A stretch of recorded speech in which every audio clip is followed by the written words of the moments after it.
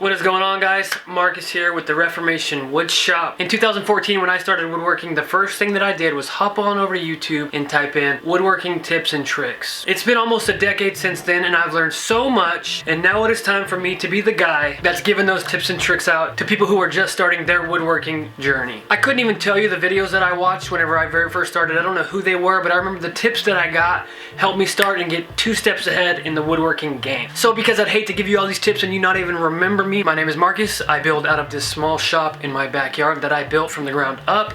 I have a daughter and a wife, and I love them so much, and I build for them and for us so that we can have a better life and a better family. If you can identify with that, then you're in the right place. In this video, I am going to be giving you 5 tips and tricks that you need to know if you're starting woodworking today.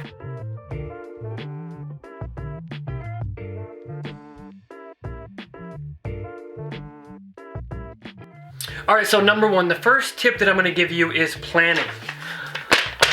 I think one of the most important things you need to do, especially if you're like me and you're pretty scatterbrained, is work from plans. Even with this video that I'm making right now, you can't really see that, but I've got a dedicated list of all the things that I want to go over and the things that I'm trying to do and accomplish in that project. This might be the easiest and most obvious tip of them all. Your life is going to be 10 times easier if you sit down and make a materials list, a cut list, a parts list, all your fasteners, all your screws, the glue that you're going to need, and all of that kind of stuff. Whether it's paint, stain, anything like that to finish it off. If you have all of your supplies and all of your cuts mapped out, your job is going to be so much easier. I do this for every single one of my projects, and it's not even mentioned in any of my videos. Before I even start working and start videoing, I'm drawing out what I'm going to be working on. Plan, plan, plan is key. Alright, number 2, the second tip that I'm going to give you, and this one is going to be a little bit hard to swallow, but it's very important. You have to choose quality materials. If you're just now starting out as a woodworker, most likely you've seen a stack of pallets sitting on the side of the road and said to yourself, I bet I could use that. Which you can use that. And I'm not shaming you for doing that, but if you can skip that phase of your woodworking career, you will be better served for it. It's going to cost you money to go out and get a piece of walnut. It's going to cost you a lot of money, and pallets are free, obviously. The quality of your work, you're going to go from being a DIYer to a fine craftsman. There's a difference, and if you don't know the difference, look it up. It's very important. You want to be a fine craftsman and not a DIYer. You don't want to be an amateur your whole career. You want to be making the best quality materials and furniture or projects you could ever imagine. Now, I will say, if your tools don't line up with a fine craftsman, your work ethic doesn't line up with a fine craftsman lifestyle, and your budget doesn't line up with a fine craftsman lifestyle, then that's okay. If you only ever want to make pallet stuff, that's fine. That's up to you. But it's going to be a headache. Breaking down, resawing, sanding, finishing, and building with pallets sucks. It is only for the brave at heart. Alright? That's all I'm going to say. Working with pine in general, especially if it's like dimensional lumber from Lowe's or Home Depot, is difficult. You should get something, like I said, walnut or maple, that's better quality because this is hard wood. Anytime you cut it, it's not going to go crazy like a piece of pine wood. If you use better quality materials, your pieces will be better. The wood makes us look good, folks. Okay, so now that we've gotten those 2 out of the way, now we'll move on to actual tips that you can utilize while cutting and making projects. Okay, so I am here at the miter saw, and I want this board to be cut in half, and I want 2 4-inch pieces out of it. How do I do that? Most people would get a tape measure, make a line right where they see 4 inches. Right? That makes sense. Okay, you go, you make your cut. There it is, 4 inches. Now, how do you get the other block to be 4 inches also? Here's what you don't do. You don't take the tape measure, you don't come back, measure 4 inches, draw your line, and make that same cut. This is probably the greatest tip that I've ever gotten. You take your 4-inch block that you've already cut, you lay the one down that you want to cut, and now you have 2 equal 4-inch blocks.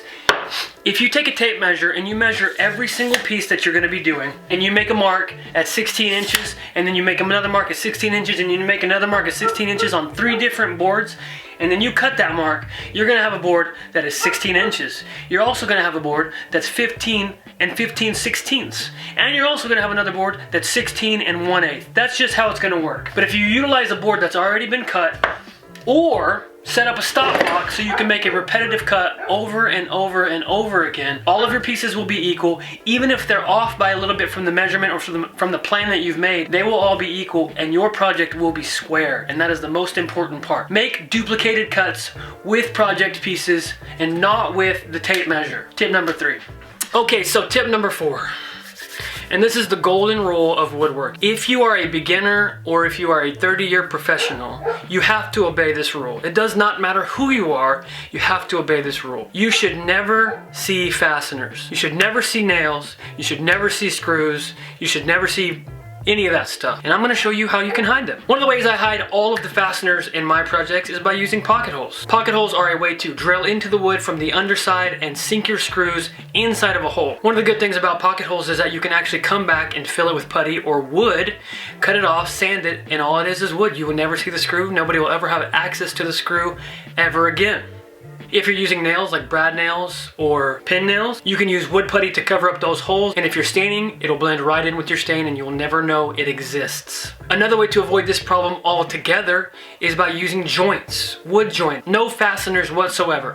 That is a little bit more of a complicated step and I won't get into detail about that, but you can use rabbets and miters and dados and dovetails and all of those things so that you don't have to use nails or fasteners or screws or anything like that at all. I'm telling you right now, if you come in and you take a piece of pallet wood and you drill it into a 2x4 and you call that an end table, a coffee table, or anything like that, you should be laughed at, okay? I'm just gonna be honest with you. It's a no-no. You cannot do it. You shouldn't be laughed at, but don't do it. Don't do it, okay? Please.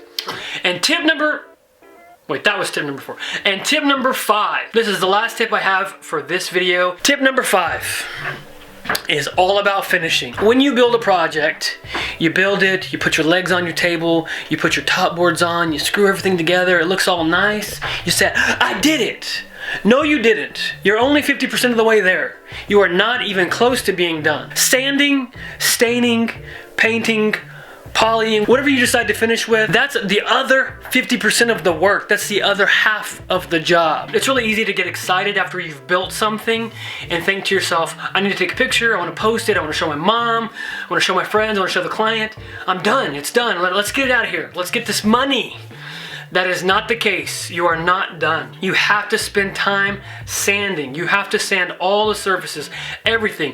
120 grit to 220. Everything needs to be sanded. Then after that, if you decide to paint, you need to make sure that it's prepped for paint. You need to make sure that the surface is clean and it will take a stain if you decide to stain. And after you stain it, you have to seal it. And by seal it, I mean you have to use a polyurethane, you could use a wood wax, anything like that to protect that wood. 50% of your job is to build and 50% of your job is to finish. I only say this because I get ahead of myself all the time. You can look back on some of my older videos and I will end it before I ever even polyed it or sealed it or anything like that. I was just ready to get it done, and that is not what you should be doing. All those things did get sealed, but I did it off camera because I didn't think it was that important. It is very important. Do it so your projects last a lifetime. Also, when you're putting like a poly can away, make sure you get the lid on there right. This is just, that's embarrassing. Just beat up. That's embarrassing. If you have any other tips and I've missed them for beginner woodworkers, leave them in the comment section down below. Let me know what has helped you out in your woodworking journey. I'm rubbing my hands together because it's freezing in here. Look at this. It's cold in here. That's tip number 6, get a heater.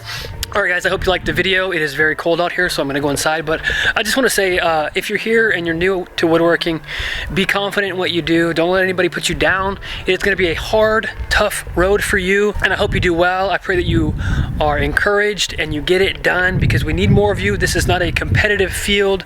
We are not enemies. We are not against each other. Let's work together to be better together. As the tide rises, all the you know the thing. I don't know what it is. All the ships rise as the tide.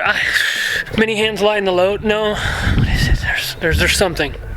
I don't know what it is. Just whatever. Anyways, I appreciate you being here, choosing me to be the guy to give you a few tips. If you liked the video, hit that subscribe button.